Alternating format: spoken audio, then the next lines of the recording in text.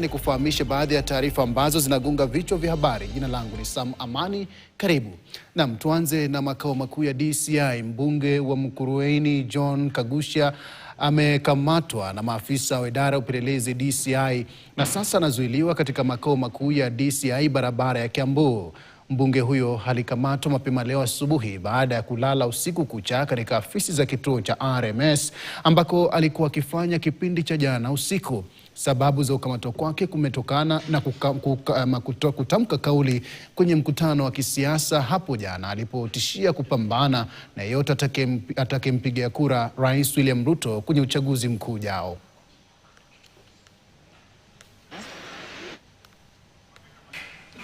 Na bila shaka ni taarifa ambayo tunaifuatilia kwa sasa. Hebu twende moja kwa moja kwa mwanahabari wetu Haman Kamariki ambaye amekita kambi katika makao makuu ya DCI kwa sasa hivi. Haman Kamariki, je, unatupata? Na kama unatupata, kipi ambacho tunaweza kumfahamisha mtazamaji kufikia sasa kuhusiana na ukamatwa kwa mbunge huyo?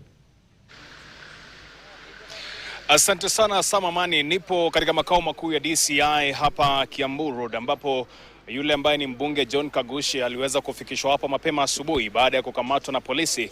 Kulingana na taarifa ambazo tumepata ni kwamba alikamatwa akiwa katika makao ya Royal Media Services ambapo alikuwa amekesha usiku mzima, ikisemekana kwamba kuna polisi ambao walikuwa wamefika usiku ila hawakuwa wamejitambulisha, ikiwa ni ishara kwamba mambo ambayo tumekuwa tukiona katika misafara tofauti, polisi kufika katika sehemu zingine wakiwa wamejifunika bila sare rasmi, ni hayo ambayo inasemekana yalionekana nje ya lango lile la Royal Media Services. Lakini asubuhi ya leo wakaweza kuondoka na kuletwa hapa katika makao ya DCI, huku mawakili wake wakisemekana kwamba walikosa kupewa nafasi ya kuweza kumwakilisha, jambo ambalo linatia tashwishi sana, na iwapo atafikishwa mahakamani leo ni jambo ambalo tutakuwa tunasubiri. Labda kwa sasa niko na viongozi tu kutoka katika eneo hilo ambao wamefika hapa na pia wamezuiwa kuingia ndani kuweza kuzungumza na yule ambaye ni kiongozi wao. Tutaanza kuzungumza moja kwa moja na mmoja ambaye ni seneta hapa, tueleze tu kwamba ni kipi ambacho kilitokea na maoni yake ni yapi, kisha baadaye tutakuwa tunazungumza na mawakili wake. Labda tuanze hapa seneta, ni kipi ambacho kilitokea na kufikia sasa ni kipi ambacho tunaweza kumfahamisha msikilizaji?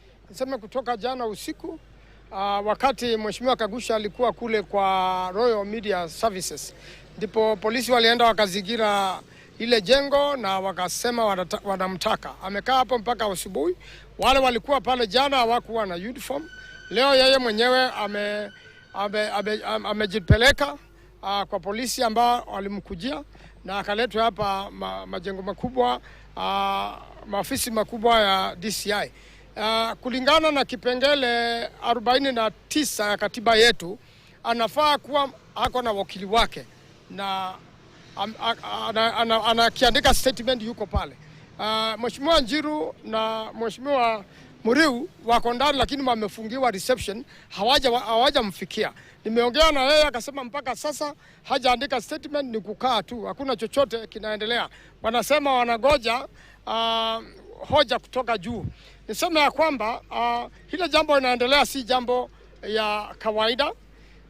Yeye yale amesema, anasemekana amesema ni mambo ambayo hata kisheria hayafai, na hata kama ni jambo lolote lingefanyika amekuwa ameenda kwa NCIC. Nisema ya kwamba Duale amesema mambo baya zaidi kuliko haya. Hassan Omara amefanya mambo zaidi, amesema maneno baya zaidi kuliko haya. Ndio hii maneno yaendelee na yende sabamba na sheria ifanyike. Mheshimiwa Duale pia akamatwe. Subaru zimuendee pale Afya House, au Hassan Omara aendewe pale UDA House. Waletwe hapa, watu wapelekwe kotini, ndio hata Kenya ionekane kuna haki. Hilo inaendelea sasa sio haki. Hakuna sheria inawahusu DCI hapa. Kama kuna chochote ni NCIC. Na mimi nikiangalia hayo maneno yote ni maneno ya kawaida. Kwa hivyo ndio sheria iweze kufanyika, ifanyike kwa kila mtu na haki itendeke kwa kila mtu. Asante sana. Huyo ni Seneta Maanzo ambaye amekuwa akizungumza na sisi. Labda mheshimiwa, pia unaweza tuelezea umefika hapa mida ya saa ngapi na kama umepata nafasi ya kuzungumza na mwenzako au kufikia sasa mmezuiwa mpaka sasa? Kwanza tuseme tulifika mapema kama saa 3, lakini kwenye mlango wao wametukataza kuingia kama wabunge. Sisi ni marafiki wa Kagusha na sisi tunafanya kazi na Kagusha, na wametukataza kuingia ndani. Na ninasema kwa rais na Murkomen, hii tabia ya kutumia idara za usalama kuweza kufanya siasa haitawezekana. Na kama ni Olkalau imewakasirisha, sio lazima mshike Kagusha. Sisi hatujui makosa Kagusha amefanya, na yeye mwenyewe askari ambaye amekuja kumshika OCS wa pale Kilimani hajamueleza sababu ya kumkamata. It's just said you are under arrest. Sisi tunaambia rais na Murkomen, hamtatumia idara za polisi, na kama mnafikiria kutumia idara za polisi ama za usalama itawaongezea kura, ndio kwanza mnafanya wananchi wa Jamhuri ya Kenya kukasirika zaidi.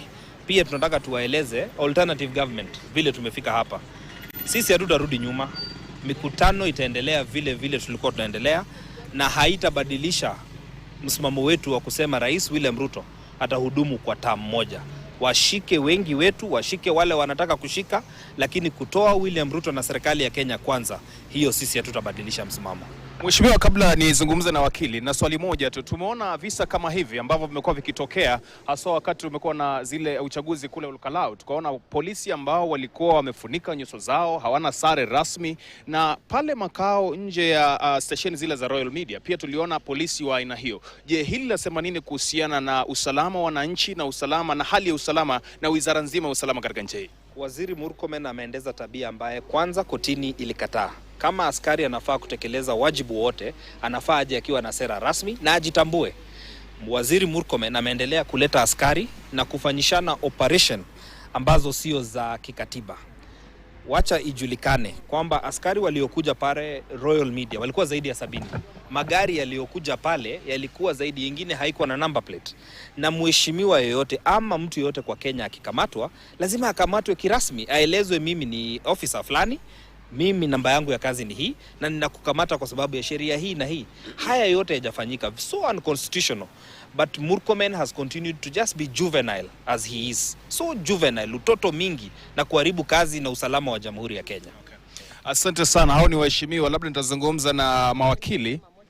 Nizungumze naye mmoja alafu aseme kwa ufupi tu, kisha tuzungumze na wakili atuambie kufikia sasa wanapanga vipi. Labda tuanze kwa jina na maoni yako kwa ufupi. Wanjiku, mbunge wa Kipipiri, na nataka kusema hapo siku za awali tuliona serikali ikivamia Standard Media Group ambalo lilikuwa jambo lilikemewa sana. Leo hii serikali imemwendea mheshimiwa Kagusha pale Royal Media Service ambayo pia ni idara ya media. Hii pia ni hujuma. Wanataka pia kuleta uoga hata kwa wanahabari, ili wakiona wanataka kuhost sisi wanasiasa wa opposition, pengine wanahabari wanaogopa kuhost watu kama sisi. Kwa hivyo hiyo ni moja na tunaikashifu. Pili, tunataka Murkomen na Inspector General waeleze wa Kenya, serikali ya Kenya imebadilisha uniform ya polisi, maana kama polisi wanakuja wakiwa hooded vile tu tuliona pale Olkalau, ni kusema uniform ya polisi imebadilishwa na Wakenya hawana habari. Asante sana wakili, tuanze kwa jina na kisha utuambie kufikia sasa kama umepata nafasi ya kuzungumza na mheshimiwa Kagusha, na labda mlipofika pale naambiwa kwamba kuna mawakili wengine ambao wako ndani. Je, mmezungumza na kufikia sasa ni kipi ambacho tunaweza fahamisha wale ambao ni watazamaji wetu pale KTN? Asante. Kwa majina naitwa wakili Phyllis Wangoi kutoka hapa Kiambu, na sisi tumestuka sana. Tumekuja huku ofisi ya DCI vile tulisikia mheshimiwa ametolewa Royal Media Services, na kama kawaida kama mawakili huwa tunakubaliwa kuingia. Hii ni ofisi ya DCI, haina tofauti na police station ama kotini, na ambapo tunaenda kufanya mashtaka ambao kila mwanakenya ako na right ya kuwa na wakili wake ama mawakili wake ili wamwakilishe. Lakini tulipofika kwa ofisi hapa ya DCI tulisimamishwa. Mimi mwenyewe huwa naingia hata na gari yangu na park pale, naingia kwa ofisi ambayo inatakikana huku DCI, na tunasimamia watu ambao wameshikwa. Sisi kama mawakili tumefungiwa nje, hatujakubaliwa kuingia ndani, na hiyo inatuonesha kwamba kama mtu kama mheshimiwa anaweza kufanyiwa kitu kama hii, kama mawakili wanaweza kusimamishwa nje ya ofisi ya DCI, tuko na serikali. Tumeona mheshimiwa Kanini Kega alikuwa anapigwa huko Olkalau, na huyo ni mheshimiwa Mkenya wa kawaida ambaye ana haki, ambaye ana mamlaka, ana ofisi, atafanyiwa aje? Na sisi tunaona kwamba ni kitu ambacho tunaona hii serikali inataka kutumia maofisi ya DCI na polisi kwa njia mbaya ya kukeuka sheria. Huyu rais alikuwa anasema kwamba anatuletea maendeleo kwa misingi ya katiba, lakini katiba ndio ambaye anaikataa kabisa, amekataa. Na kwa hivyo tunaita LSK, the Law Society of Kenya, naongelesha chairman, Charles Kanjama akuje huku, kwa sababu hata mahaki ya mawakili iko katika hali mbaya sana, kwa sababu lazima tuitikiwe tuingie huku na tu represent Honorable Kagusha. Hivi sasa bado hatujakubaliwa, lakini tuna expect kuwa watafungua na twende ndani. Hapa DCI kuna ofisi inaitwa Special Crimes, na tunaona kama kitengo hicho cha DCI kinatumiwa mbaya sana kuleta mashtaka ambayo hata haistahili kwa mtu kama huyu. Na unaweza pata atakaa hapa ifike mpaka usiku, apelekwe police station, pengine atapatiwa cash bail ama asipewe cash bail, sijui ndiye awakilishwe kwa letwe, lakini hiyo maneno yote haiwezi kuendelea bila mawakili. Na kwa hivyo naita mawakili wote waje hapa wasimame na sisi, na kwamba tutasimama kwa hali ya kikatiba. Asante sana Amani, kwa sababu ya muda tutakomea hapo, ila kuna wale ambao tutapiga nao story baadaye na pia kutaka kujua maoni yao yatakuwa nasemaje. Lakini kwa ufupi ni kwamba tupo katika makao haya ya DCI. Sisi tupo hapa kwa ajili ya kukujuza wewe, na uchosubiria kuona ni iwapo huyu Kagusha ambaye ni mbunge ataweza kufikishwa mahakamani au ataweza kulala hapa au kupelekwa katika kituo cha polisi. Kwa sasa, kufikia sasa, ni kurejesha kwako Amani. Jina langu ni Haman Kamariki, moja kwa moja kutoka katika makao ya DCI hapa Kiambu. Na asante sana.